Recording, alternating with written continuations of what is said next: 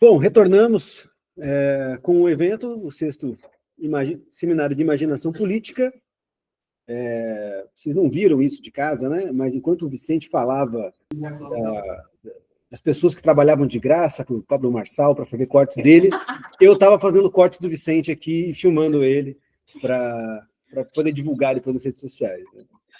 Então, com essa pequena contradição, a gente retorna e a gente começa agora o nosso segundo encontro, tendo a honra de receber Ivan Valente, deputado federal pelo PSOL, São Paulo. Começou na sua militância na resistência à ditadura militar em 1966, parlamentar estadual e federal desde 1987 pelo PT e pelo PSOL. A fala do Ivan hoje é os bastidores do Congresso Nacional, o combate à captura do orçamento público e o enfrentamento com a extrema-direita. Então, agora, Ivan, seja bem-vindo e vamos deixar o microfone para você, para a sua apresentação. Obrigado, Diogo. Quero cumprimentar a todos, dar um bom dia. Estão me ouvindo bem? Só para saber. Cumprimentar o Vicente também pela exposição dele, a qual tenho grande concordância, mas já é o final das coisas, né? Eu quero falar um pouco do antes das coisas, para a gente ver como é que a gente chegou nisso aqui, né? Então, eu queria primeiro pedir desculpas a vocês, porque teve um fenômeno aqui em São Paulo, está faltando luz em boa parte da cidade, então eu tive que fazer uma mobilização fora do local, e sem luz, e a última vela em casa terminou às 20h15, entendeu? E aí a gente vê por que a gente precisa ter vela em casa. Então, se precarizou um pouco as coisas, e a única coisa de bom, parece que está surgindo aí, é que a campanha do Boulos está torcendo bastante para que falte luz vários dias, porque isso pode ser a bala de prata para a gente virar o jogo aqui em São Paulo. Mas isso é uma piada, não vai acontecer, nem eles vão deixar, né? Bem, pessoal, queria agradecer aí ao coletivo Arquês Psicologia Clínica pelo convite, é um prazer estar com vocês aqui. Eu me sinto assim, vendo o Vicente falar, eu fiquei bastante feliz, porque vi que a psicologia, se ela não estiver permeada pela realidade, pela política, né, certamente ela vai conter falhas de análise, né? Então, nós estamos aqui entre psicólogos, e eu já me coloco como uma pessoa, apesar de morar com uma psicóloga há tanto tempo, entende? Conhecer ela há quase 50 anos, eu sou um pouco impermeável a isso, por causa do meu ativismo político e tal, mas fiquei muito feliz de ver as falas, e eu também me sinto um pouco assim, né? Falando com vocês, eu lembro do filme do Woody Allen, aquele Dirigindo no Escuro, né? Que ele faz um filme que ele fica cego no meio, um personagem, né? E no final um fracasso de público nos Estados Unidos, mas os franceses gostaram muito. Então, ele falou assim, ainda bem que existem os franceses, né? E ele é muito ligado a essa questão. Então, eu me sinto um pouco assim,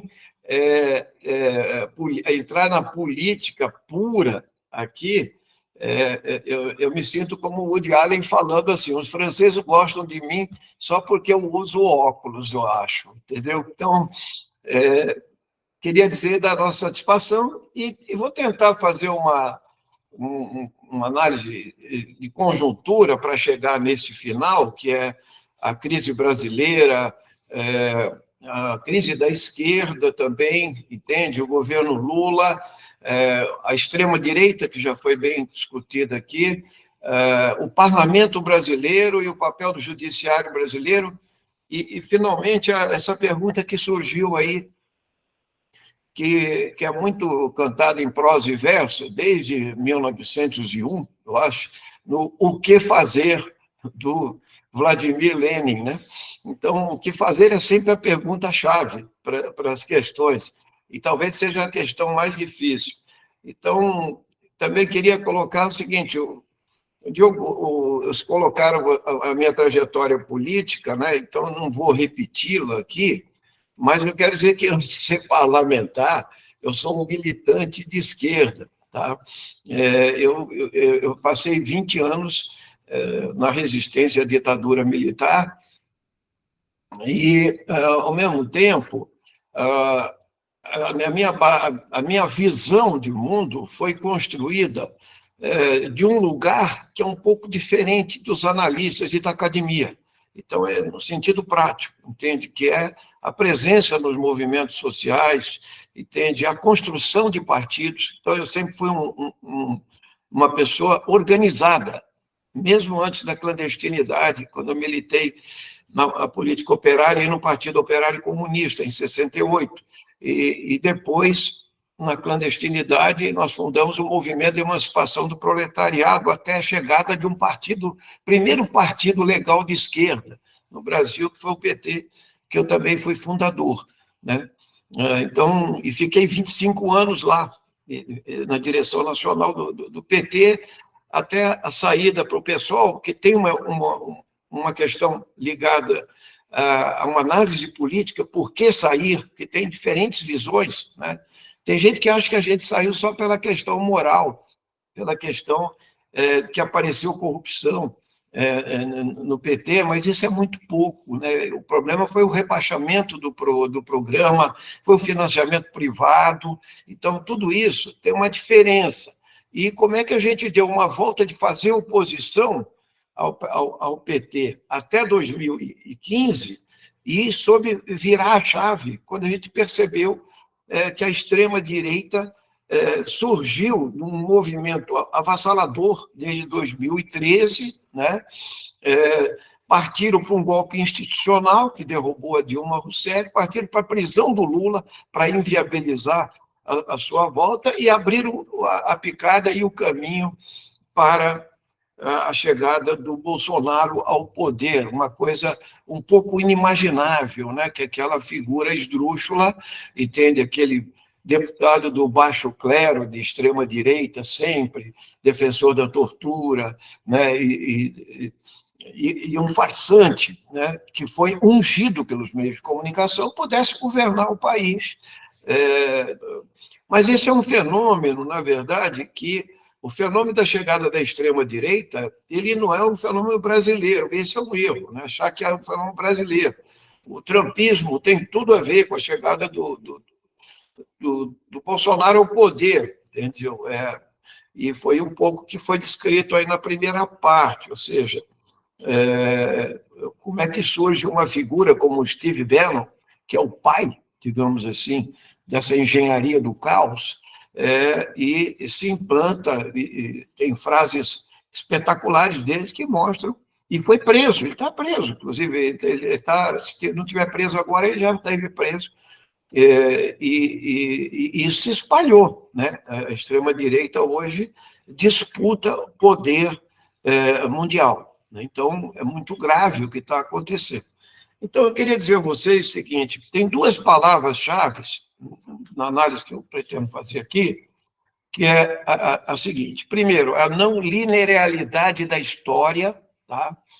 E, baseado nisso, eu quero refletir sobre, rapidamente, por exemplo, quando nós vivemos no pós-guerra, entende? Nós entendemos que talvez houvesse uma inexorabilidade para o socialismo, que era um regime superior ao capitalismo, uma superação do capitalismo. E, no entanto, o capitalismo não obedeceu a tudo que foi planejado pelo Marx e depois da Comuna de Paris, da Revolução Proletária na Rússia, e etc., e da saída vitoriosa com a imposição, a derrota do nazismo, do fascismo. Então, essa linearidade não aconteceu, apesar de você ter gigantes, digamos assim, que tiveram que desviar a rota do que seria um plano socialista, um planejamento central e a participação protagônica da classe trabalhadora e tal, como a China, que é um país que hoje tem uma importância estratégica, né? Mas não está em discussão hoje, isso já é um recuo histórico, a máxima socialismo contra a barbárie. Não está, nesse momento, em correlação de forças para se discutir. A outra questão é a linearidade também da democracia no pós-guerra. À medida que o totalitarismo nazista foi derrotado e a social-democracia cresceu, o Estado do bem-estar social, nós vimos um caminho, não aqui no terceiro mundo inicialmente, mas ele foi se implantando com uma lógica de que os regimes democráticos são maioria e é o melhor caminho, ou então essa máxima do Churchill, que também é farsa, né? Dizendo que não existe... a democracia é o pior dos regimes, tirando todos os outros, né? Então, o que nós tivemos aqui foi sempre uma democracia de classe, isso não há dúvida nenhuma, né? Então, mas, ao mesmo tempo, é a democracia burguesa que permitiu avanços e distribuição de renda e, em muitos países, diminuição da desigualdade, não é o caso brasileiro, entende? Mas não tem linearidade. Então, a chegada, mesmo depois do regime militar, até 86, 85, 86, e a Constituinte de 88, particularmente, entende? Nós achamos que a gente tinha criado uma estabilidade e que não haveria possibilidade de um retrocesso, como foi a tentativa de golpe no dia 8 de janeiro, né? Então, do ano passado. O que ocorre? Aquilo que o Bolsonaro sempre pregou, que era a volta da ditadura, defender escancaradamente a tortura e os porões da ditadura, os doicodes e etc., a gente achou, mas isso aí é um cara isolado, é um caso isolado e tal. E, no entanto, eles tentaram, e eu vou dizer para vocês, eles tiveram para conseguir, entende? Teve um racha no alto comando. Não quer dizer que ia dar certo. Não quer dizer que ia dar certo, porque não tem mais aquele apoio internacional de 64, que era a lógica que surgiu depois da vitória do socialista Salvador Allende no Chile, e que era a Revolução Pacífica, pelo voto que a extrema-direita e a direita e a hegemonia americana nunca permitiu, né? Então, se voltou a ideia, muitas vezes, aí, inclusive no tempo do regime militar e na luta armada, de que a única saída é que a violência era a parteira da história, entende? Quer dizer, então, porque o regime democrático era muito difícil de construir hegemonia no regime democrático, é muito mais complexo do que a gente pensava. Nós que, inclusive, tivemos na resistência à ditadura, pensamos isso. Abriu, agora está com a gente, deixa conosco. Não é bem assim, não. Entende? Ou seja, a hegemonia ela se manifesta de diversas formas, né? No campo econômico, político, ideológico, de uma forma profunda, enraizada na sociedade. Uma revolução é uma tarefa gigantesca, a não ser que ela tenha um corte histórico, né? Então, é disso que eu quero falar. Então, quando nós fundamos o PT, a gente foi até 87, e lá nós tínhamos vários partidos de esquerda. O Partido Comunista tinha sido a esquerda hegemônica até então, era um partido de quadros, um partido de vanguarda, certo?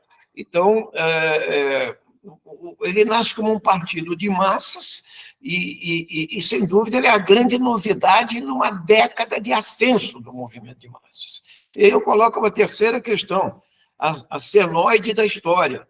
Tem gente que acha que, uma vez tendo um ascenso de massa, como foi a campanha das diretas, a Constituinte, entende? Quase ganhamos as diretas e etc., ou a primeira eleição, em 89, a gente já estava caminhando de uma forma mais acelerada. Por isso que o programa do Lula, em 89, era um programa de ruptura que nunca houve no Brasil, desde 1822. Não tem história de ruptura no nosso país. Entende? Enquanto Bolívar, O'Higgins, San Martín, na Argentina, etc., foram líderes de revoltas pela independência, que não, o príncipe herdeiro, ele mesmo deu um golpe.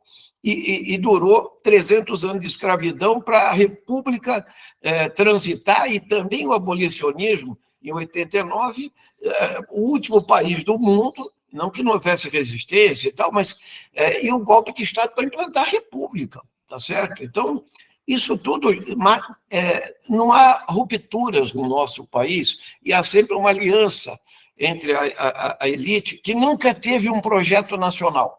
Nós nunca tivemos no Brasil, claramente, uma elite que estivesse disposta a se aliar aos de baixo, aos explorados, aos vulneráveis, para avançar, inclusive uma revolução industrial contra o latifúndio no campo, entende? Ou tal. O getulismo foi isso, foi uma ruptura com esse modelo do café com leite, mas como? Sob o controle, inclusive, dos sindicatos, baseado no modelo fascista.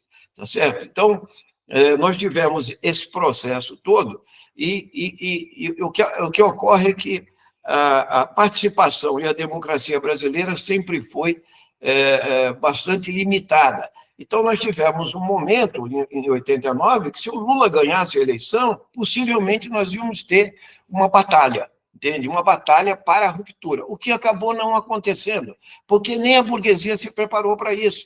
Porque o Lula, um mês antes, tinha 5% dos votos. Então, de repente, ele chegou com 15,3% na frente do Brizola e estava no segundo turno, podia ter o que eles falam, 800 mil empresários vão sair do país, etc. A partir daí, o que ocorre é o seguinte, a gente acha que a eleição seguinte nós vamos ganhar, a de 94. Era Lula lá. Mas não é bem assim, entende? Ou seja, eles se rearmaram e aí a gente começa a se fragilizar, porque você começa a perceber que o Lula só se elege em 2002, depois fazendo muitas concessões de alianças, de rebaixamento programático e etc., que já era causa da nossa resistência dentro do PT, que acaba sendo a reforma previdenciária, né? A gente acaba tendo um mote, né, de um rompimento para criar o Partido Socialismo e Liberdade, PSOL, né? Mas a gente aprendeu alguma coisa. Como é que é a correlação de forças? Qual é a hegemonia do capital na economia? Eu vou gastar pouco tempo com isso, infelizmente, eu não tenho o tempo necessário. Mas é importante ter essa questão econômica em voga, porque tem muita insatisfação na sociedade, na base, que não consegue, nem tem condições, muitas vezes, de perceber a correlação de forças real. Então, eu queria dizer a vocês que a hegemonia do capital no Brasil é total e enorme. A hegemonia midiática de um modelo que se transformou naquilo que o Fukuyama falou que era o fim da história, certo? É baseado no modelo da supremacia do modelo neoliberal, que ele era o fim da história depois da derrota da União Soviética e tal. Então, esse modelo foi transmitido, tem uma fórmula, tem um modelo, que é controle da inflação, flutuação do dólar e ajuste fiscal permanente.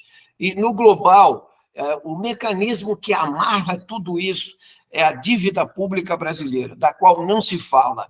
Eu fui proponente da CPI da dívida pública em Brasília, em 2007, era proibido chamar ministros para lá. E aí até o PT e o PSDB se aliaram, e a mídia brasileira não cobria a CPI. Uma razão muito simples, né?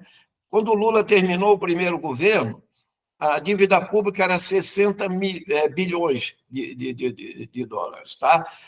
O segundo dobrou, 120. Depois, quando entra a Dilma, vai crescendo, vai 300, vai 500. Bom, sabe quanto está a dívida pública hoje? 6,3 trilhões de reais. E do orçamento brasileiro, nós pagamos 800 bilhões de juros por ano. Então, quando os deputados se reúnem lá na CMO, que é a ministra de Orçamento, o que eles fazem? Eles simplesmente não falam que eles vão tirar 800 bilhões de reais para pagar juros. E aí você vai falar que tem que cortar gastos ainda, tá? Então, isso tudo manieta totalmente o fundo público, ou seja, a arrecadação de impostos e etc., e você vê pouca probabilidade de fazer políticas altamente revolucionárias. É por isso que o André Singer classificou essa classificou essa ideia do governo Lula de reformismo fraco. O que era o reformismo fraco?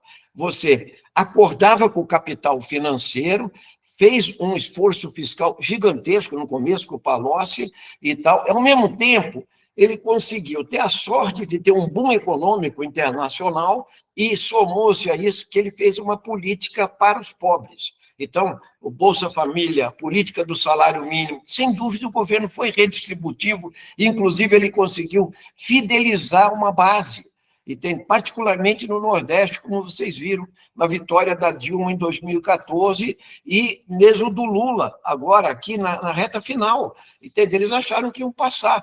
Entende? Por quê?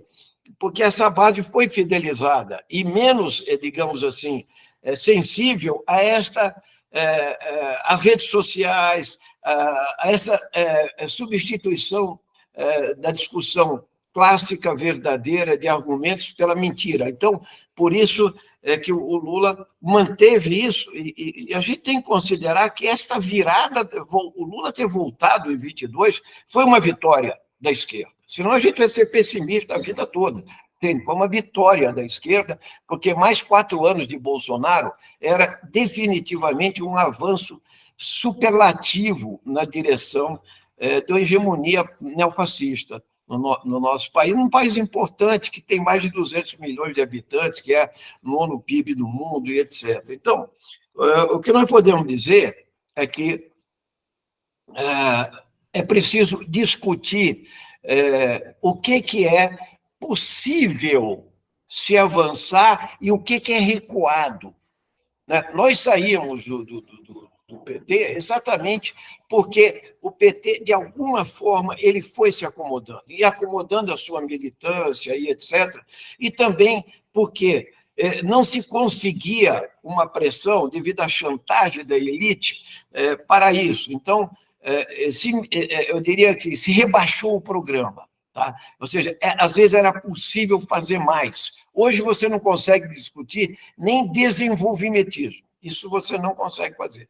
Entende? Porque isso é um palavrão hoje. Desenvolvimentismo, teorias da CEPAL, Celso Furtado, e tal, é palavrão. Projeto de nação, entende? Como Florestan falava lá, das tarefas nacionais e democráticas da Revolução Brasileira, reforma agrária, acabar com o monopólio dos meios de comunicação de massa, entende? Distribuir renda para valer, e fazer uma revolução educacional. Digo a vocês que eu sou o primeiro autor do Plano Nacional de Educação em 1998, quando a gente falou que era para ter 10% do PIB para a educação. Já estamos no 3º Plano Nacional, continua se gastando 5% do PIB. Entende? Não se consegue cumprir o plano nacional, porque é uma elite predatória, concentradora de renda, riqueza e poder, entende? Perversa, atrasada, que nunca teve projeto de nação. Pelo contrário. Então, nós saímos do latifúndio para o grande agronegócio exportador. Nós somos isso. Desde quando exportávamos de Pernambuco através dos holandeses, nós somos um Brasil exportador. Continuamos sendo, e o pior de tudo, assim, a ligação entre a economia e a política. O que é a bancada do agro no Congresso Nacional? É a bancada, entende, do desmatamento, das queimadas, da grilagem, da invasão das terras indígenas, entende? Da pistolagem no campo. É tudo isso, entende? Tem 300 deputados que assinam esta frente parlamentar. É isso que eu estou falando em termos de correlação de força. Quem é o Congresso Nacional, que eu vou falar daqui a pouco. Certo? Então, eu quero dizer a vocês o seguinte, é lógico que todos nós estamos frustrados e um pouco descontentes, mas a ideia é o seguinte, a realidade não é o sonho. A realidade do que fazer é o que é possível você disputar. Vou dar um exemplo. O golpe na Dilma, ela foi dada para desmobilizar e desmoralizar a esquerda, tá? Porque a Dilma não tinha crime de responsabilidade, nem denúncia de corrupção. Então, ela foi derrubada. Certo? Por um engendramento partidário, partido do PSDB, que agora acabou, graças a Deus, entende? E e também porque precisava de um embalo na economia baseada no fundamentalismo econômico mais radical. O que era? O teto de gastos, quer dizer, cortar qualquer tipo de gasto público zero até 2036, 20 anos, entende? E, inclusive, fazer a reforma trabalhista e a reforma previdenciária para ajustar contas públicas e derrubar totalmente o padrão de consumo do povo brasileiro. E nisso tudo vai aparecendo uma coisa diferente. Agora estão falando que a esquerda não entende, que tudo mudou, por isso que foi derrotada. Agora o Centrão ganhou. É verdade que o Centrão ganhou. O Centrão não poderia deixar de ganhar, entendeu? E aí eu vou entrar um pouco no parlamento brasileiro e nos partidos políticos brasileiros. Né? Os partidos políticos brasileiros, essa pulverização de partidos, e basicamente, por exemplo, se você pegar os 12 partidos que fazem a base de apoio do Nunes em São Paulo, vários deles estão no governo Lula. Olha que contradição. Entende? E apoiado pelo Bolsonaro também, o PL. É verdade que o Bolsonaro apoiou de má vontade, porque ele queria um radical livre, digamos assim, e esse aí é um fisiológico clientelista corrupto que surgiu aí de uma prefeitura que caiu no colo dele. Mas ele é o melhor, o Centrão. Então, por que eles querem? Quando chega no Congresso Nacional, PMDB, União Brasil, republicanos, PSD, PP, esses partidos que têm mais de 40 ou 45 deputados, formam uma maioria que cria um Arthur Lira. Tá? Então, nós assistimos, não sei se vocês sabem, mas as denúncias que derrubaram o Eduardo Cunha partiram do PSOL, junto com a PGR. Ou seja, aquele cara foi eleito com quase 300 votos, e quando nós conseguimos passar no Conselho de Ética por 6-5, porque a opinião pública estava voltada, e botaram ele dentro da Lava Jato também, que não era só os petistas, né? O que aconteceu? Na votação do voto aberto, que era um projeto nosso lá, finalmente se abriu o voto no plenário, entende? Ele teve 10 votos, o Eduardo Cunha, para defendê-lo. Ele continua agora lá como um consultor da Câmara, entende? Muito influente nesse momento e tal. Só que o Arthur Lira é o engendramento... Vou contar para vocês uma coisinha. O Arthur Lira, quando o PSL ganhou a eleição, ele mudou de lado do plenário. Vocês sabem que o plenário, a esquerda fica sempre à esquerda, reproduzem os jacobinos e os gerondinos. Né? Até hoje eu nunca falei da tribuna da direita da Câmara, com 22 anos de plenário.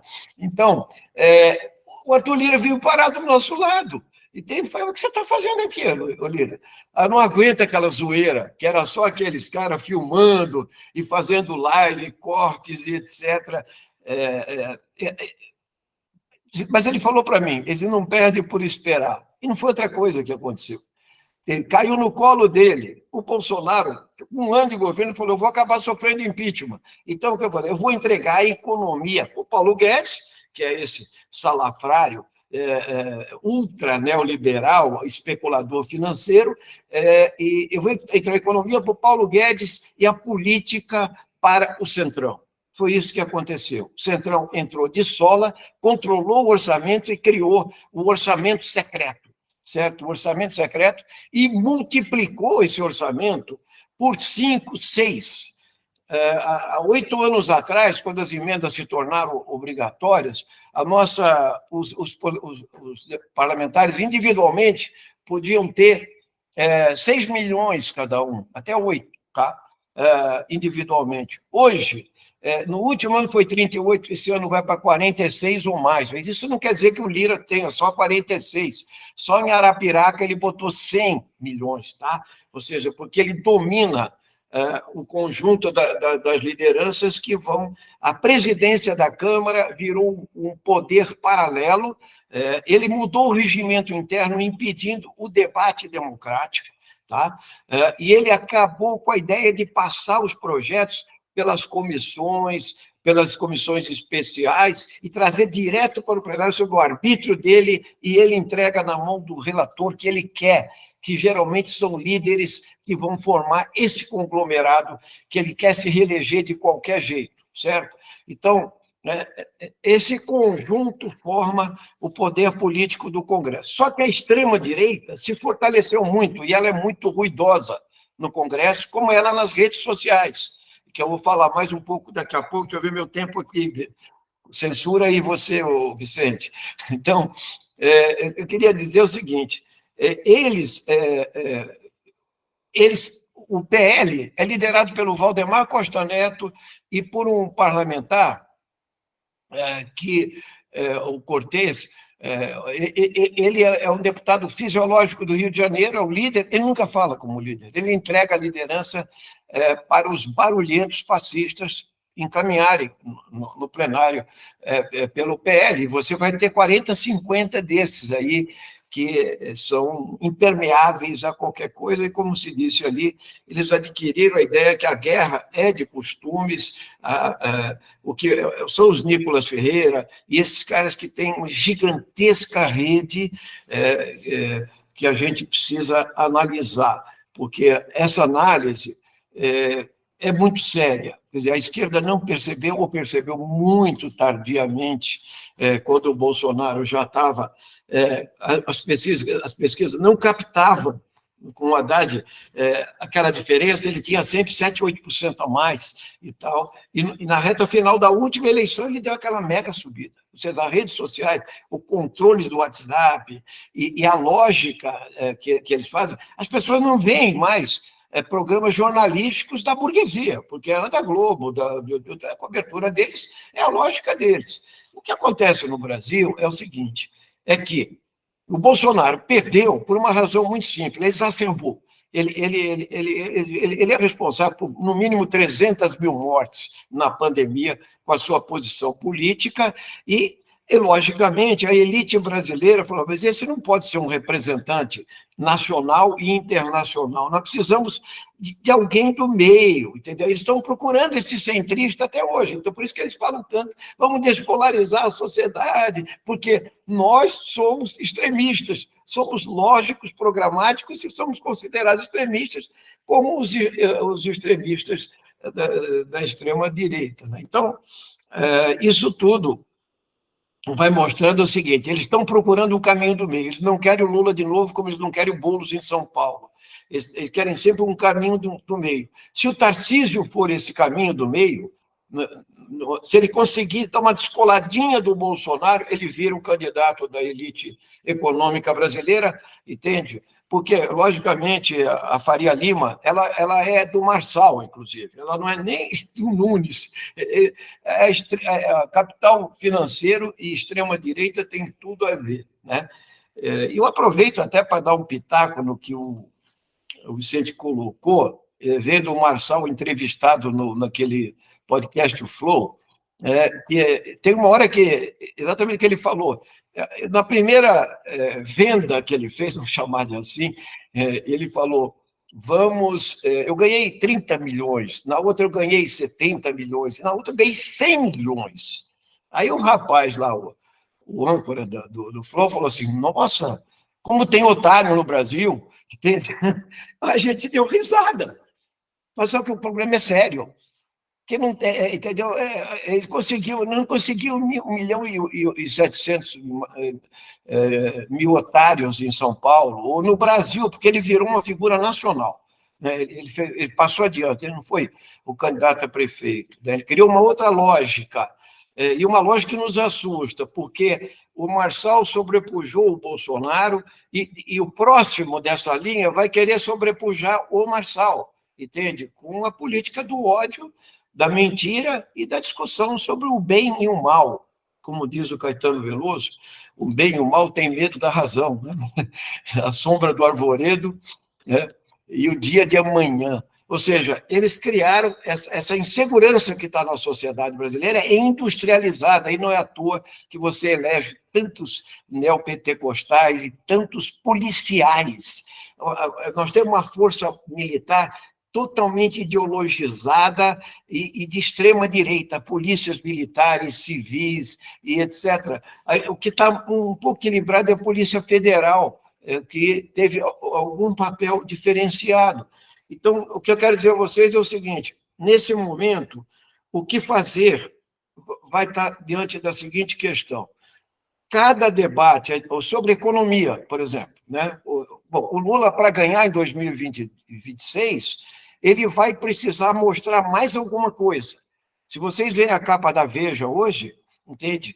É assim, o Lula numa poltrona olhando para a parede, né? E o Lula com a faixa presidencial muito preocupado, ou seja, derrotado com as eleições de 2024. Eles já estão criando o clima da derrota e, ao mesmo tempo, a economia vai bem? Vai. O desemprego é o mais baixo, está tudo dentro da meta, a inflação, o PIB cresceu a 3% nos 2 anos, entende? Eles falaram que ia crescer 0,5%, 0,9% ou 0%, e etc. O Brasil é a nona economia do mundo e até a Moody's deu nota boa, entende? Para o Brasil, mas assim mesmo, falou assim, ó, não corta na carne, a inflação vai explodir, e etc. Aí entra essa questão. A escolha do Lula. Aí está a escolha. Por exemplo, o arcabouço fiscal, nós do pessoal votamos contra, porque o espírito é o mesmo do teto de gastos. E aí você perde os eleitores. Em algum momento você tem que fazer enfrentamento com a mídia, com a extrema-direita e etc. E em algum momento, no caso, por exemplo, da Palestina, a quem eu saúdo e quero dizer assim, do meu encantamento com a resistência do povo palestino e contra o genocídio do Estado terrorista de Israel, porque ele é um Estado terrorista hoje, não há dúvida, entende? Isso não quer dizer que o povo judeu esteja praticando isso, entende? Quem sofreu com o Holocausto sempre foi reconhecido e etc. Mas o Lula tem tido um papel importante nessa questão, entende? Ele é massacrado na mídia brasileira, totalmente controlada pela mídia internacional sionista, que não quer ver a verdade, que é o massacre, e não quer ver historicamente o conflito palestino, que é desde 48, de usurpação, racismo, colonialismo, entende? E massacres múltiplos. Então, ninguém está defendendo a ação do Hamas, mas a ação do Hamas foi provocada pela política de Israel mesmo, que ela não quer, os 2 estados não querem. Então, é o povo escolhido, e etc. Bom, o Lula bater de frente com isso é uma coisa... É você remar contra a corrente, entendeu? E por quê? Porque os pentecostais adotaram isso.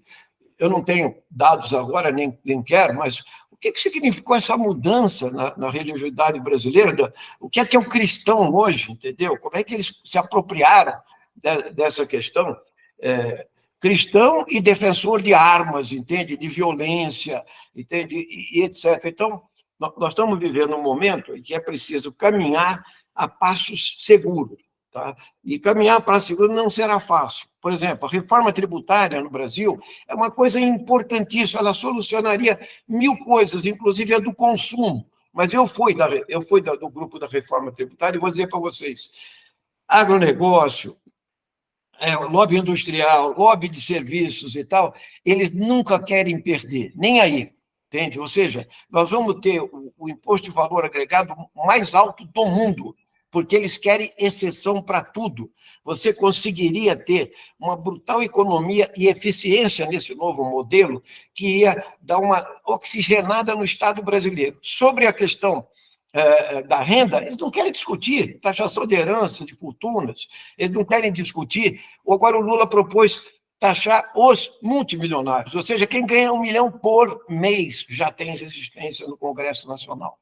Então, por isso que lá no Congresso nós estamos denunciando e saudamos o ministro Dino, que falou o seguinte, enquanto vocês não cumprirem a decisão do Supremo Tribunal Federal, entende, vocês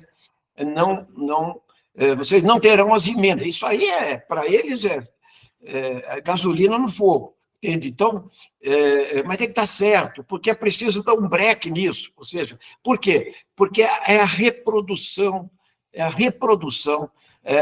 da política, é a reposição da hegemonia no parlamento e é a reprodução do próprio poder. Ou seja, se você pegar o resultado eleitoral, 86% das cidades que receberam emendas parlamentares graúdas reelegeram o prefeito. E esse prefeito e os vereadores eleitos elegerão o deputado de novo. Então, você terá mais gente no Centrão em todos os sentidos. E a terceira questão é que o Centrão, velho, fisiológico, clientelista, corrupto, ele se bolsonarizou ideologicamente.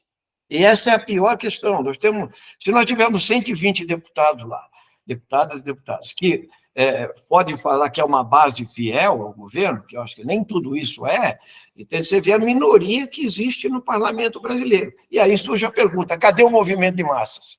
Ou seja, aquilo que a gente sempre lutou, entende? Cadê as massas na rua, das diretas, para tirar o Collor do poder, e etc. Então, tem uma desmobilização aí que é dada por vários fatores. Quer dizer, é o próprio cansaço do movimento social, tem a frustração também, e, ao mesmo tempo, mudou as relações de produção, ou seja, aquilo que está se falando no começo. Hoje em dia, como é que você vai dialogar com um cara que quer só subir na vida? Ele não tem espírito coletivo. Como é que você dialoga com isso aqui, ó?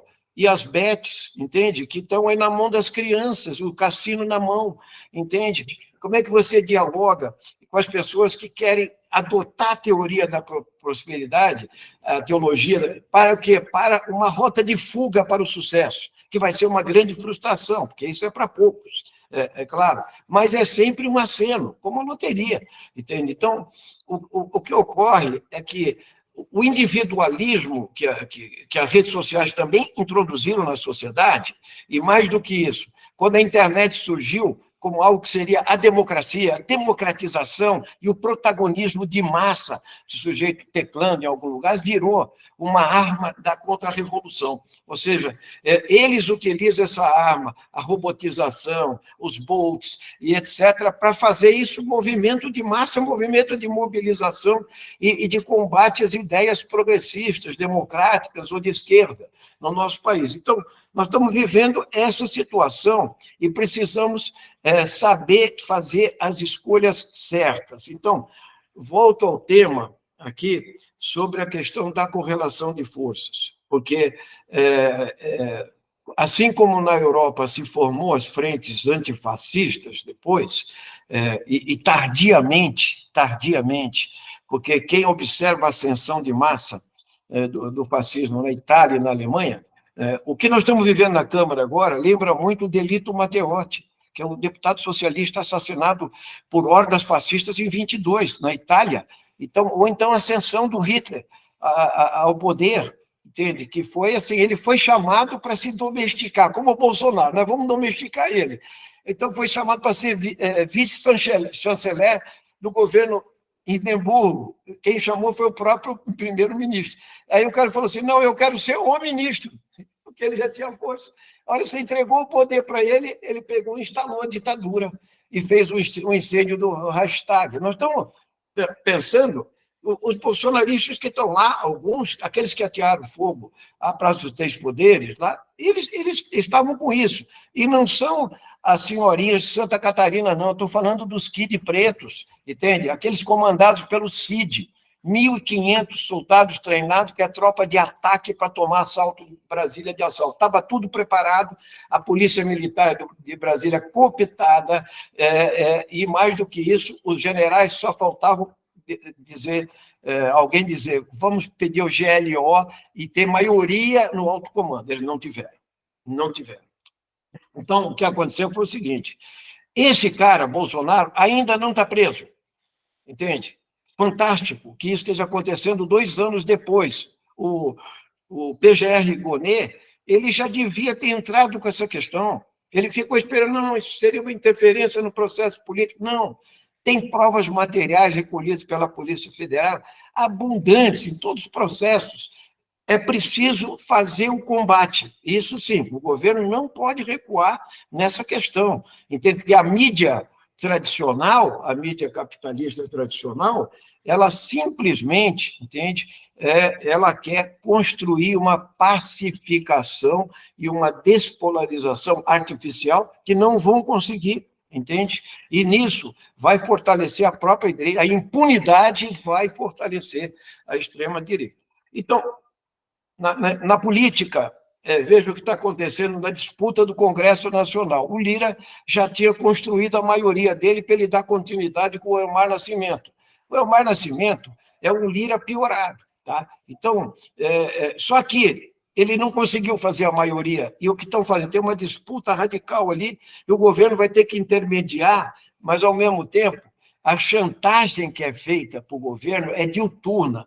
Quem é o presidente da Câmara pauta o Congresso. Eles ameaçam o Supremo Tribunal Federal, que foi feito na CCJ na segunda-feira, e o Lira convocou a sessão da semana passada para não ter nada, apenas o funcionamento da Comissão de Constituição e Justiça para votar anistia para o Bolsonaro, para abrir a comissão especial e manter a espada no pescoço para negociar tanto com o Supremo quanto... É assim que funciona as coisas, para a gente ver que não é simples, não tem uma saída mágica, e tendo embora haja erros do governo. Por exemplo, eu demitiria imediatamente o Múcio Monteiro, depois da besteira que ele falou, da entrevista que ele deu, entende, sobre a questão das armas para a Ucrânia, os munições para a Ucrânia, as armas para Israel. Lula estava absolutamente certo, e o Celso Amorim tem que peitar mesmo, e etc. Então, tem muita direita também no governo, muito moderacionismo, e etc. Mas, por outro lado, nós não podemos romper com isso, porque sozinho ninguém vai a nada, porque a direita e o marxalismo, na verdade, foi uma trinca na direita. Só que ela é uma trinca, a gente não se iluda, porque 84% dos que votaram no Marçal, pelo Datafolha, já estão com o Nunes, e olha que ele desceu o cacete no Nunes, entende?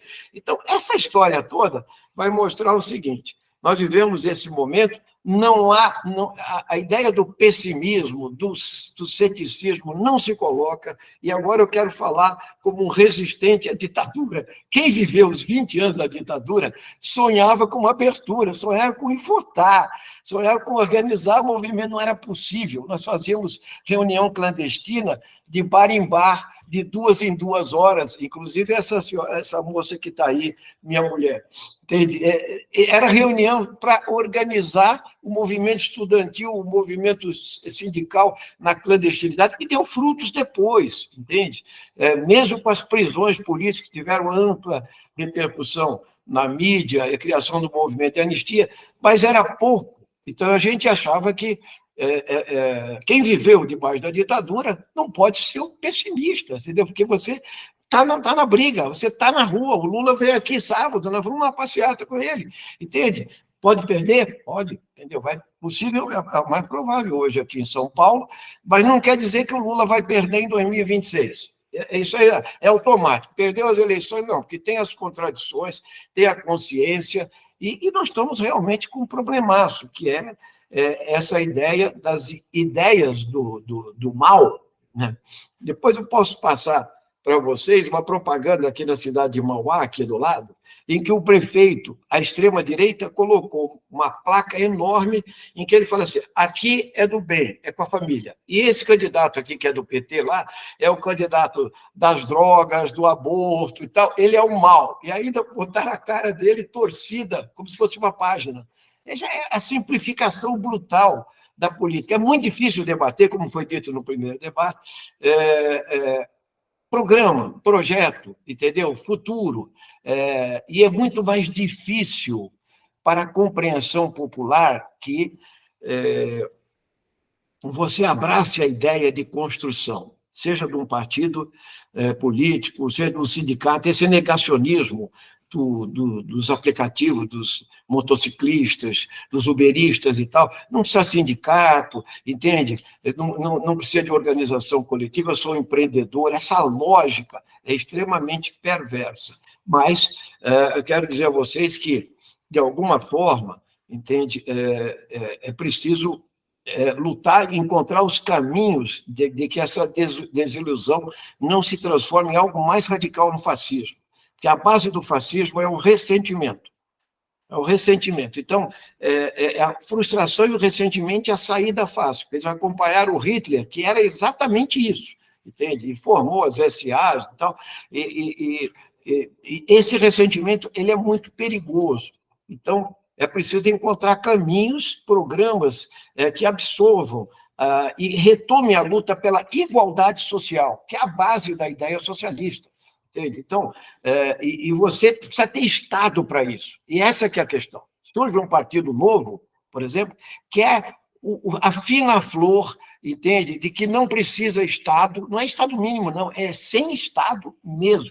Entende? É você fazer voucher para a educação, voucher para a saúde, mas quando o Rio Grande do Sul foi inundado, lá, 90%, o deputado mais fascista lá, entende? Ele pediu 100 bilhões de cancelamento da dívida do Rio Grande do Sul. Ou seja, aí é o Estado, aí nós precisamos do Estado. Como o agronegócio está pedindo dinheiro de monte por cada queimada em fazenda, ou então eles querem um plano safra de 450 bilhões de reais para o grande agronegócio, não é para o pequeno, não, entende? Ou seja, é uma contradição violenta, mas, finalizo com isso, a grande mídia brasileira, a elite que trafega por aqui, na hora H, quando se discute economia, se junta no parlamento essa ideia do modelo ultra neoliberal contra qualquer governo que queira romper essa lógica, desenvolver o país, distribuir renda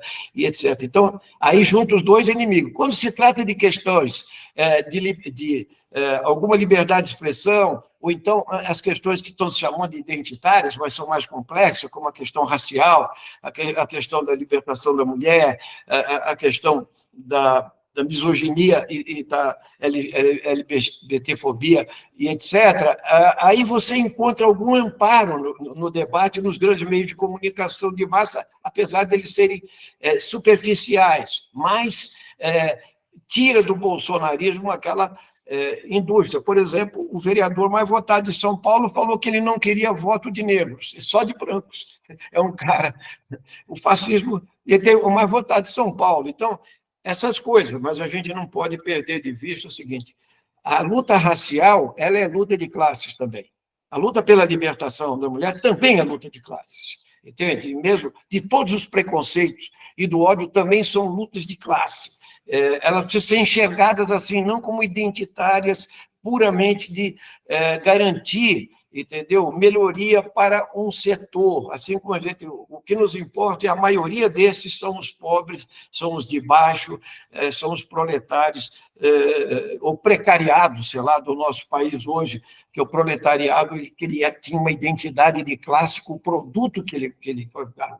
É a base do pensamento marxista e da alavanca de vanguarda do operariado para a revolução. Isso tudo foi se modificando, e o capitalismo soube se reciclar. A gente tem que entender essa questão, mas nunca perder o horizonte. O horizonte é o horizonte da igualdade social, o horizonte é de uma sociedade fraterna, justa, inclusive de vários valores que foram da Revolução Francesa, não só das revoluções socialistas posteriores e etc. Então, o que eu queria dizer a vocês, como parlamentar em exercício, falando assim, é o seguinte: por que o exercício parlamentar pode não se perder também? Porque nós sempre adotamos um tripé. A tripé é a presença do movimento social e popular constante, da onde veio a fonte dos anseios populares, tá? A construção do partido, ou seja, de viabilização de um projeto, de um programa, e como partido ele é parte da sociedade. Então, essa ideia de participação partidária precisa ser retomada também. Não esses partidos fisiológicos, clientelistas, mas partidos que têm programa mesmo, que têm ideologia e etc. E, ao mesmo tempo, o tribuno parlamentar. Você precisa tirar do parlamento, extrair dele o máximo possível em favor dos de baixo, o que na correlação de forças atual sempre foi e sempre será mais difícil. E está bem difícil mesmo. Então, eu queria colocar para vocês que, volto ao tema inicial, nós não estamos no estágio de socialismo versus barbárie, mas o nosso horizonte continua sendo esse. da igualdade e da construção de uma sociedade democrática, fraterna e de valores que interessam à sociedade. É verdade que tem, nesse momento, na senoide, um ascenso da extrema-direita. Se o Trump ganhar nos Estados Unidos, vai ser um péssimo, entende? E apesar dos democratas terem essa política toda, aí, o establishment americano é isso, é o capitalismo na veia e tal, mas ainda assim tem coisas que se diferenciam de alguma forma. Nós ganhamos a eleição no Chile, aqui com o Boric, né? E foi uma eleição, uma das mais bonitas que eu já vi, com manifestações de massa excepcionais. Quando chegou na hora de montar a Constituição, acho que é uma minoria, e o fascista pinochetista perdeu por 1% para o Boric, ou seja, eles reagem rapidamente. Está acontecendo com o Petro também na Colômbia e assim por diante. Então, pessoal, continuo sendo alguém que, estando no dia a dia, é preciso chamar as pessoas para voltarem às ruas, sim, entende? Também tomarem conta das redes, aprender, inclusive, com a direita, mas pelo lado inverso, entende? Como utilizar as redes para a democracia brasileira e travar o bom combate. Agradeço a vocês aí, acho que eu passei do meu tempo, peço desculpas e dizer que a gente está muito feliz de estar aqui com vocês. Um abraço a todos.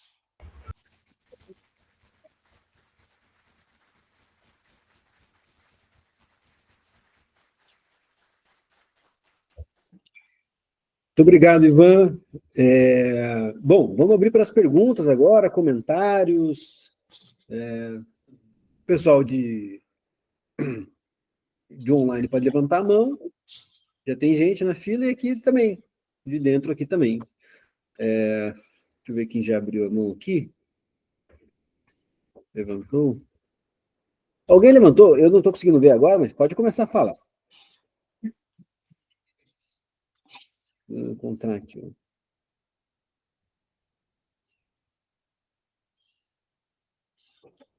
Cadê?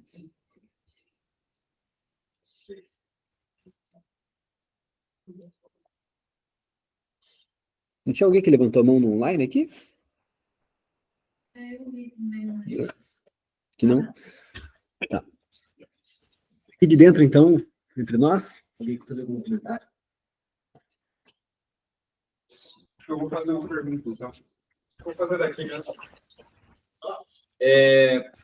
Bom, Ivan, obrigado por compartilhar sua experiência, fazer essa análise histórica, né? Acho que é muito importante para a gente poder contextualizar o momento. E a minha pergunta queria que você falasse um pouco sobre a escolha e manutenção do Lula em relação ao Fernando Haddad. Né? Se a ideia do Lula, né, de manter o Haddad lá no Ministério da Fazenda, com uma política que tende muito mais para o neoliberalismo do que para outras perspectivas, ela é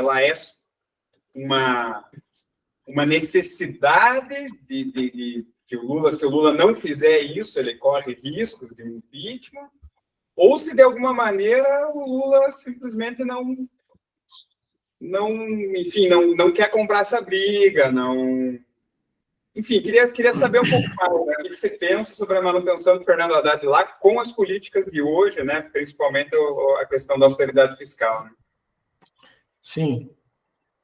Eu vou respondendo uma pessoa, assim? É isso? Então, pessoal, bem, eu tenho grandes diferenças, entende, com o Haddad, tá? Apesar dele ser um bom quadro político, entende? E assim, tem uma influência grande aí no PT e no governo, eu concordo que a política que ele estabelece é uma política baseada na redução de danos, tá? Então, que para mim é pouco. Eu me referi na fala ao problema do arcabouço fiscal, tá? Eles acharam uma saída para acabar o teto de gastos, certo? Porque o teto de gastos era super draconiano, certo? Então, e o funcionalismo não aguentaria esse tipo de coisa, ia explodir, greves muito extensas e violentas, já surgiram até, como foram das universidades, etc., mas num outro tom, né? E até eles foram contemplados razoavelmente. Então, o que acontece é o seguinte, eles têm um raciocínio muito prático, assim, né, pragmático também, que é o seguinte, se você conseguir crescer e distribuir renda, você consegue reganhar uma grande parte dos trabalhadores brasileiros. Quer dizer, como é que o Lula venceu a eleição? Então, que é o seguinte, por exemplo, o Lula restabeleceu todos os programas que o Bolsonaro extinguiu. Só que farmácia popular, a merenda, o Bolsa Família ampliado e etc., e a política do salário mínimo, que é uma política importante do ponto de vista do crescimento do PIB, do aumento do consumo e tal. Então, mas isso foi feito através de uma grande negociação com o que ele conseguiu naquela PEC de transição, que foram um dinheiro extra que caiu ali, porque o Bolsonaro deixou o caixa arrombado. O Guedes, ele furou o teto mais de 10 vezes, eles são os campeões do teto. E eles são daqueles que dizem que é o seguinte, o Brasil ia acabar. E por isso que quando nós fizemos o orçamento de guerra, ou da pandemia, foram 800 bilhões de reais. 800 bilhões de reais a mais que foram absorvidos. Ou seja, quando você parte do seguinte, nenhuma nação acaba pela crise. Nem a Alemanha, nem o Japão, entende? A nação não acaba. Você sempre vai dar um jeito, você vai colocar algum trilho. Então, o Lula precisava e ele conseguiu dar um avanço, entendeu? Dar um avanço, mas ainda, coisas que o povo já estava acostumado antes com o Lula. Então, está faltando outras coisas, entende? E aí precisa de mais dinheiro. Aí ele falou, vamos fazer a reforma tributária. A reforma tributária é para 40 anos, tá? Ela entra em vigor só em 2027 um pouquinho, para valer em 2033. Então, não vai ter acúmulo nessa questão. É por isso que a burguesia bate no déficit zero, e o Haddad pegou isso aí para se legitimar com o mercado. Quer dizer, ele vai falar, mesmo com déficit zero, eu vou crescer 3% e vocês vão ver. O que aconteceu de fato, tá? Então, mas é pouco. Então, o que acontece é que não tem uma política de enfrentamento. Por quê? Porque ele acha que, chegando no Congresso, entende? Ele vai ser chantageado, e é verdade, mas precisa fazer enfrentamento. E esse é o grande debate lá. Por isso que nós votamos contra o arcabouço fiscal. Por quê? Porque ele estabelecia um teto de crescimento máximo de 2,5%. Olha, o Brasil cresceu da década de 30 a 80 a 7%, entende? Um crescimento espetacular de 5 décadas, entendeu? Depois disso é 2%, é 1%, é 0%, é negativo, e etc. Então, você se conforma em crescer 2%, um país com potencial como o Brasil. Então, não pode crescer mais de 2,5%. E também, você não pode ter um déficit maior. É por isso que a grande questão no movimento social, na saúde e na educação, eles querem acabar com a constitucionalidade da verba da educação e da saúde, os 18% e os 15% para a saúde. Tá? Então, a vinculação constitucional, isso é um perigo, porque isso, realmente, os gastos crescem, entende? E na Constituição está marcado isso. Agora, é evidente que o Haddad, ele vai caminhar sempre para fazer uma ponte com o mercado. Ele nomeia o Galípolo vai lá, é o mais votado, vejam vocês. Ele votou com o aumento dos juros de 0,25, aí sabendo, e o Lula no dia falou o seguinte, o juros do Brasil é o mais alto do mundo. E só falou a maior verdade. Ele falou, os juros estão altos, claro que estão altos, é o maior do mundo. Não tem porquê, porque o Brasil tem reserva de 360 bilhões de dólares, entende? A inflação está sob controle, o emprego está caindo, aumento do consumo e etc. Então, porque a Faria Lima precisa lucrar muito e a Roda Viva entende, do mercado financeiro, do que antigamente chamava overnight, continua imperando. Eles não querem sair dessa roda viva. Você vê o editorial da Folha, do Estadão, é tudo igual, não tem nenhuma diferença e não fala mais nenhum economista que não sejam as pessoas do mercado, das agências de mercado. Então, fraturou-se qualquer condição de fazer um debate aberto sobre economia e tal. Então, o governo trabalha... E aí você vai para o governo, para a Câmara, você podia falar, então, a Câmara pode rejeitar essa proposta. Mas não, eles querem 50 bilhões de emendas, 50 bilhões, que é praticamente 40% da receita líquida que sobra fora da fixa, e etc., para emendas dele para eles se reelegerem. Então, eles são a favor de déficit zero, eles são a favor disso. Então, entra de novo a discussão da correlação de força. O que eu acho?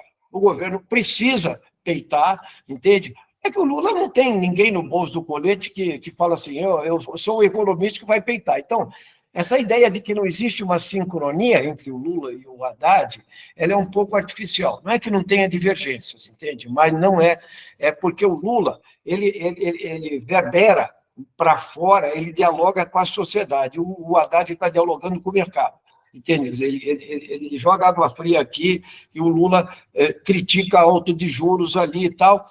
Vamos ver agora, com a nova composição do Banco Central, como é que se desenrola também. Mas a questão principal também está no Congresso Nacional, porque a extrema-direita ela é toda ultra neoliberal, apesar de querer pauta de costumes. Quando chega na economia, não tem debate, ela entende? É isso aí mesmo. Então, é essa situação que nós estamos vivendo. Nós, do pessoal, vamos empurrar a porta. Então, essa é a nossa resposta, tá? Nós vamos empurrar a porta, cortar dos tetos constitucionais da saúde e educação não se mexe, entende? Isso aí é impossível mexer. Pelo contrário, nós devemos apostar mais no investimento. O Haddad está tentando arrecadar mais, aí estão falando que é gastança.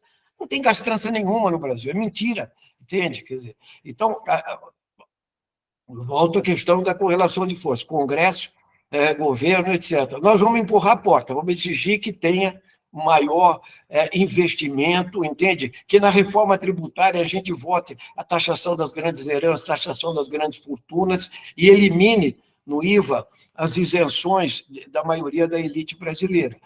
Agora, não temos grandes ilusões, porque o Lula quer chegar em 2026 ainda para ganhar, entende? Então, ele não pode fechar todas as portas. Nós compreendemos isso, mas, às vezes, é um erro subestimar o potencial de queixa da própria sociedade, que quer mais, que quer melhorar os serviços públicos, a educação, a saúde, a habitação e assim por diante. Isso que vai acontecer. Mas, em relação a isso, não tem no bolso do colete um substituto do Haddad. Eu não vejo essa questão. Tá?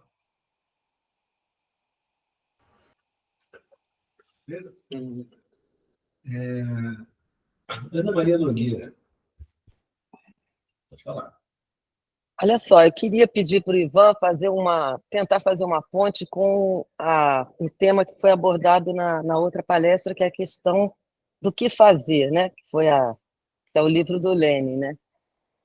Que é a questão, né, do momento. Então, responder para a gente assim, quando que é o momento do enfrentamento? Que eu sinto que a gente está na resistência agora, né? No momento de resistência. Então, quais seriam as condições para esse enfrentamento que você vê aí? Porque parece que a gente está numa situação assim, e não é só a nível do Brasil, mundial, né? Sim. Quer dizer, com diferentes. Claro. Você veja, e mesmo essa resistência, eu concordo contigo, que nós estamos num momento de reconstrução e resistência, tá? Depois da devastação bolsonarista, tá certo? E a gente tem que considerar que houve uma devastação, entende? Se a gente achar que não, estava tudo igual a 2014, 2013, não está, entende? O Brasil foi água abaixo na política, na economia, entende? E na participação popular também. Então, queria deixar isso bem claro. Como vocês se lembram, nas lutas do impeachment, quando você pegava as duas colunas lá em Brasília, no dia da votação do impeachment, a coluna da extrema-direita era muito maior que a nossa, de mobilização, e olha que o PT tem 40 e tantos anos, o pessoal é do partido de luta, também o resto da esquerda, PCdoB. Então, era muito menor em 2018. Não ficou maior, entendeu? Não ficou maior. Inclusive, vou dizer mais para você, tem que ser realista. Achar que sindicato mobiliza alguma coisa hoje é um erro, entende? Isso aí, aqui na campanha do Bolo acabamos de discutir, entendeu? Não tem. Como o Lula se queixou que tinha 2.000 no 1º de maio lá, entende? Que aquilo ali é só a elite, e vou dizer para você, tem muita gente ali que nos meus tempos de 65, 66, a gente chamava de pelego, que era o Joaquinzão, que liderava o sindicato dos metalúrgicos de São Paulo, entende? A gente apoiava o movimento de oposição. Então, tem gente que está lá há 40 anos também, mas o problema não é só esse, entende? O problema é como é que a classe responde a isso. Por exemplo, a Volkswagen chegou a ter 60 mil operários, hoje ela tem 10 mil.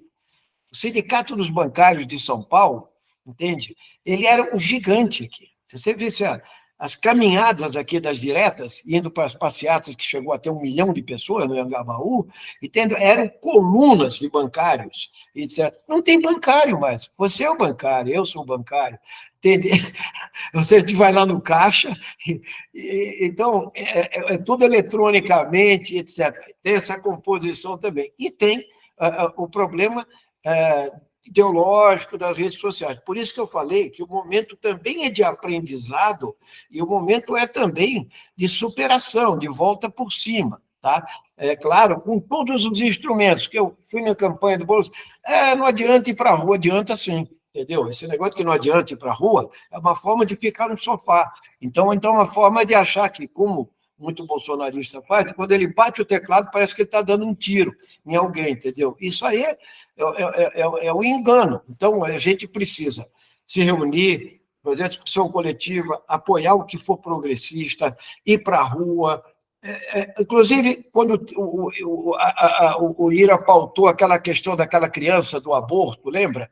Que teve uma explosão aqui na Avenida Paulista, de repente, aquilo é um exemplo de que há estopins para se acender. Tá? E nem sempre eles estão à mão para isso, entendeu? Mas a mulherada foi para a rua aqui e foi muito bem, inclusive, entende? Então, eles cometem erros também. E, de outro lado, o governo tem que ajudar, aquilo que a gente está respondendo anteriormente. Agora, o governo tem que ajudar levando em conta essa correlação, mas eu entendo que tem uma realidade que é mais complexa do que isso aí. O primeiro governo Lula era um governo, por exemplo, que tinha quadros políticos muito mais preparados do que hoje, dentro do Ministério. Isso também é um fator. Parece que não, mas é. Se você pegar, eu fui da bancada do PT, eu fui 2 vezes estadual e 2 vezes federal pelo PT, e no governo Fernando Henrique Cardoso, a gente fazia uma barreira lá contra as privatizações da Petrobras, etc. O deputado petista que era eleito era um deputado de combate, entendeu? Ele era um deputado de voto de opinião, etc., mesmo quando ele vinha do sindicalismo ou do movimento popular. Entende? Hoje em dia, tem muita gente andando atrás de emenda também lá. Desculpa falar isso aí, mas... Então, isso despolitiza, não enfrenta a direita no plenário, entendeu? Então, isso tudo mostra que não só um cansaço, uma fragilidade ideológica, então tem todas essas faturas. Agora, essa questão das redes sociais é um fenômeno à parte, tá? Eu acho que isso merece um debate, uma discussão, um aprendizado que os partidos políticos precisam incorporar, que a cidadania precisa incorporar, e que eu não tenho essa resposta. Se eu falasse que tenho, não tenho, entende? Eu acho só que é possível mexer com corações e mentes, com valores que interessam a criação de uma sociedade justa e igualitária. Então, eu entendo o seguinte, que o que fazer, que voltamos a essa pergunta, eu vou citar uma que o Allende costumava citar, que era a frase de um filósofo espanhol, que era assim: não há caminho há que fazer el caminho ao caminhar. Tem muita coisa para fazer caminhando também, tá? Isso não quer dizer que nós vamos deixar o léu, nós vamos deixar a espontaneidade, entende? Que é preciso estudar os fenômenos e etc. E eu acho que a batalha de 26 não será uma batalha fácil, não será, entende? É preciso retomar, e finalizo dizendo o seguinte: por exemplo, os 28% e pouco do Guilherme Boulos em São Paulo, a gente tinha uma expectativa muito grande, entende? Quando o Boulos saiu vitorioso, em 2020, o que ele era? Uma novidade. Ele era uma novidade. Então, ele era do PSOL, ele estava com 12% até 2 semanas antes, entende? Ele bateu, chegou a 20%. O candidato do PT teve 8%, que era o Tato, né? E ele foi para o segundo turno, e quando ele foi para o segundo turno, ele dobrou. Entende? A burguesia ela não acordou ainda, é como com o Lula em 89. Depois não, depois eles acordaram, fizeram essa mega operação, tempo de TV mais de 2/3 do tempo, entende? Estrutura, um exército de 600 candidatos a vereador na periferia, entende? É muita coisa, é um exército com muito dinheiro, muito, né? Que não é o dinheiro do fundo partidário, que as pessoas se enganam. O fundo partidário é gigante, ele é grande mesmo hoje, nós votamos contra. Mas o fundo vem da máfia do lixo, entendeu? Do transporte, ali entra mais 500 milhões, mais 500 milhões, é uma verdadeira distribuição de renda, entre aspas, entendeu?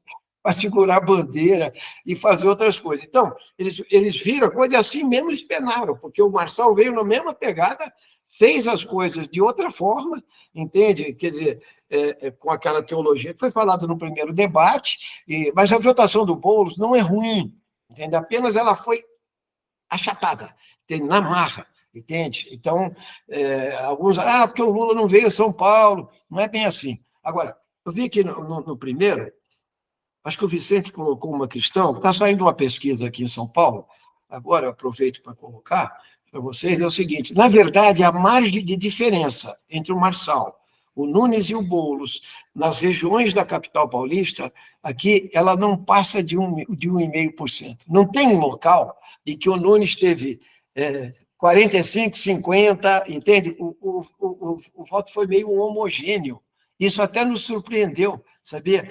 Que depois eu posso passar para vocês, que me passaram ontem um mapa aqui, onde tem as diversas cores e variações de cores do amarelo, do laranja, tal, do verde e do azul. Vocês vão ver que, então, as redes sociais estão funcionando muito, as redes sociais elegem os vereadores hoje, tá?